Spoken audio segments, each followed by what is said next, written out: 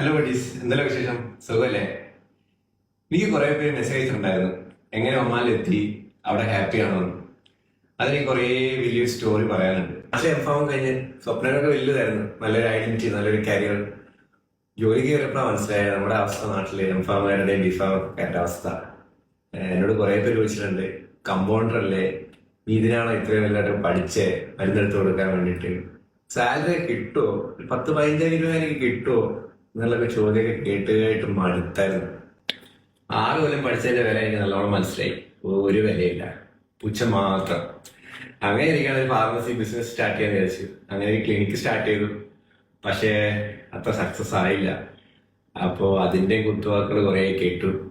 അങ്ങനെ ഇരിക്കുകയാണ് എനിക്കൊരു ഇന്റർവ്യൂ കോൾ വരുന്നത്. ഇപ്പൊ സ്ട്രഗിൾ ചെയ്യുന്ന ആരെങ്കിലും ഉണ്ടെങ്കിൽ ഒന്ന് ഓർക്കുക, ഒരുപാട് നിങ്ങൾ എന്തായാലും തേടിയെത്തും. അപ്പൊ ഞാൻ എങ്ങനെ ഒമാനിലെ എക്സാം എന്തൊക്കെ പ്രിപ്പയർ ചെയ്യും എന്നുള്ളത് അടുത്ത വീഡിയോയിൽ കാണാം. Okay, by.